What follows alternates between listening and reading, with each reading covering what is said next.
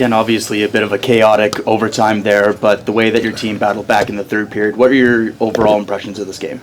Yeah, I mean, I think we started obviously well. I mean, she had an unbelievable goal in the first, and there weren't many shots by either team. And then the second period, I thought, we had a good first 8 minutes, and then I thought they kind of took it to us for the next 12, and I was really happy with the way our group responded. I mean, there's not many times where you're going to outshoot a team 21-4 and come out on the wrong end, but it's hockey and those things happen. But I really like the way we responded. Sophie, scoring has been up around the around the league this season. Your team's been a major driver of that, even strength and on the power play. I just wonder what's driven the rise in scoring, do you think? What's helped the team find a new offensive gear through this year? Yeah, I think we've definitely just got to know each other better as players, and there's a lot more chemistry on a roster. The first season, obviously, everybody's new and no one's played together before, so I think a lot of teams were able to build off their success last season and find the back of the net more. Ken, have you guys had an overtime like that where you dominated for almost 4.5 minutes of it? No, we have not. We've played in some good overtime games, but usually overtime is a chance one way, a chance the other. It's kind of back and forth. So, we hemmed them in, we got them tired, which, it happens. And we were able to maintain momentum and keep it down there for a while. We just got to find a way to put it in the back of the net. They had a couple good saves, a couple good blocks, and obviously Renata made a great read on the last play. So, what did you think of Grace, her first game back? I thought she was pretty good. I mean, it's just finding her way in. I think she's going to get more comfortable as she gets back in the game. When you take off, I don't know, she was out a month plus a little bit. It's a long time off. So jumping into game action is obviously a little different, but certainly I like the way her game went. As the game went on, I thought she got better, which that's what we're looking for.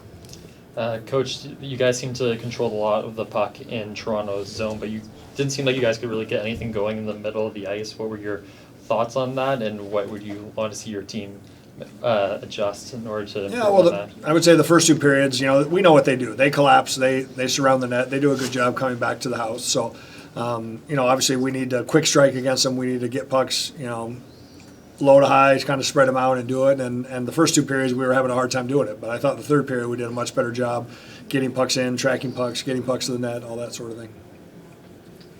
Ken, how has the no escape rule influenced how you prepare the team to penalty kill? How has that changed the approach this year?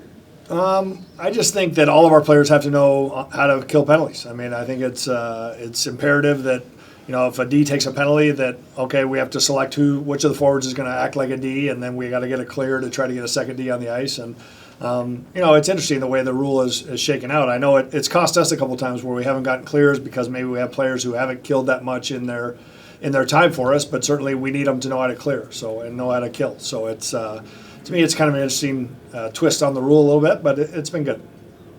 Sophie, you jump up on that first goal and catch them in an odd player rush situation.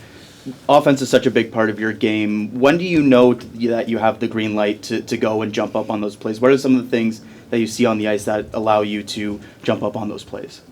I think just knowing we have full puck possession, we have a lot of great forwards who can make great plays. So as long as we have full puck possession and I'm ahead of some of the girls on their team, I think it's always a good opportunity to join the play when I can. You mentioned familiarity with your teammates helping offensively this year. How has familiarity maybe with goalies in the league influenced how you've been able to attack and produce points? I think with goalies, we have a lot of great goalies in this league. I don't know if necessarily familiar with goalies helps too much, but I think we know we have to get bodies in front of goalies, and I think teams are doing a lot better job of getting a net front presence this season since we know how good all of the goalies are.